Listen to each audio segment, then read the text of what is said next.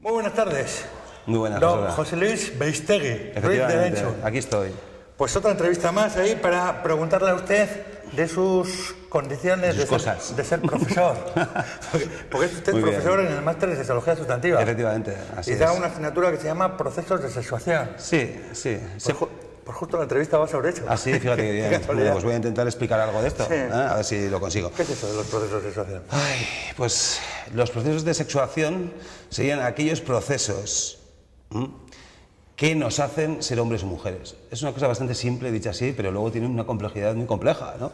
Porque los procesos que nos hacen ser hombres y mujeres tienen que ver con un orden de cosas que pues, la gente normalmente no sabe, ¿no? Que son procesos biológicos que hacen que nos diferenciemos, ¿no? Y que nos convirtamos y que vayamos en un proceso evolutivo, ¿no? Que digamos tiene que ver con lo prenatal y con lo postnatal, nos vayamos haciendo los hombres y las mujeres que luego vamos a ser, ¿no? Y por tanto habla de la diferencia. Fundamentalmente, no habla de la igualdad, sino que habla de la diferencia. Es decir, hombres y mujeres no somos iguales, sino que somos diferentes y esto es una fiesta. Y los procesos de sexuación también se habla de la fiesta. Se habla de la fiesta, de ser hombre y de ser mujer. Es decir, se habla de la fiesta, de la diferencia, ¿no? De la diferencia que nos hace ser diversos, ser ricos, ser peculiares, tener una particularidad propia de nuestro sexo y a la vez de querer encontrarnos y compartir con el otro nuestras cosas. Hay una cosa, claro, yo te hago esta pregunta como si yo no supiera, pero yo sé. Lo de proceso de sexuación tiene como dos palabras, ¿no? La del proceso y la de la sexuación. Para la mayor parte de la gente, sexuación no significa nada. Pero sexuación es un poco el asunto de hacerse hombre o mujer. Pero esto del proceso, o sea, es que quiero que me hables un poco de lo del proceso. Sí, bueno. O sea, esto no, o sea, el proceso habla como que está pasando todo el rato, ¿no? Efectivamente. Y el proceso, además, sería un proceso, para entendernos, vertical y horizontal. Es decir, sería... Sabía yo que iba a ir por ahí, ¿no? Algo, ¿eh?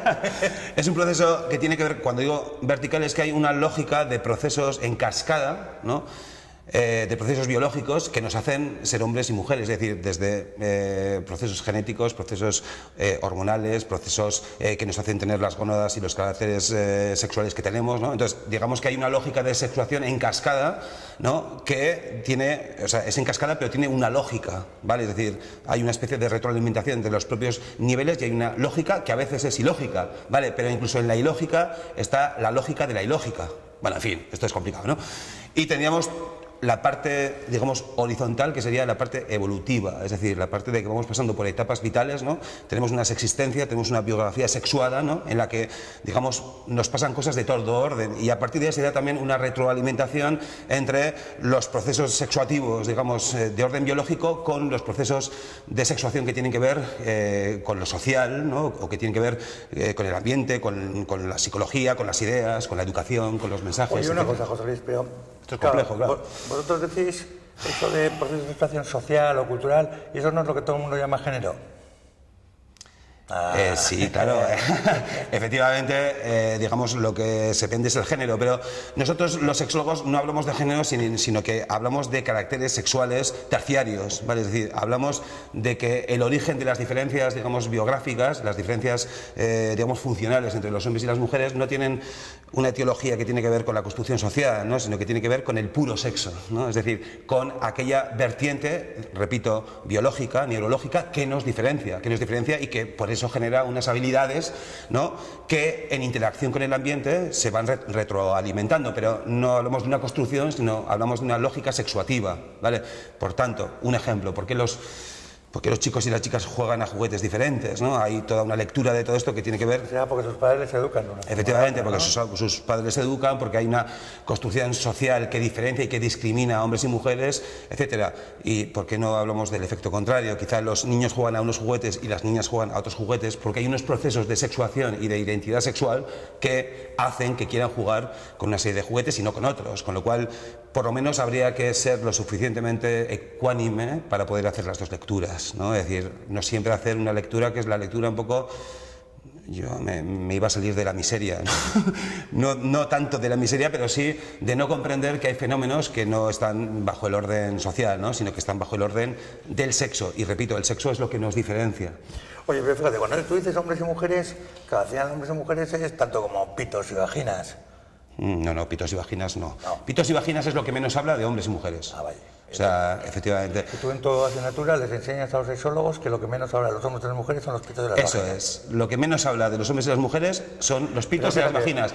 Que también habla, vamos a ser un poco tal, también habla, ¿no? Pero habla desde una lógica muy simplona, desde una lógica muy poco construida, muy poco confeccionada, ¿no? Entonces, en el máster de sexología sustantiva les enseñamos precisamente a, digamos, pensar, a que el sexo sea pensado, ¿no? Es decir, el sexo no está en eso que llamamos el locus genitalis, ¿no? Sino que el sexo está en un cerebro que se conforma a partir de unas lógicas de sexuación y que realmente es lo que nos identifica, lo que nos va a hacer eso que llamamos autosexarnos, autoclasificarnos como hombres y como mujeres, con lo cual, digamos, lo que ponemos es el foco en esas lógicas de sexuación, en esos procesos en cascada biológicos y biográficos, ¿no? Que nos hacen sentirnos hombres o mujeres.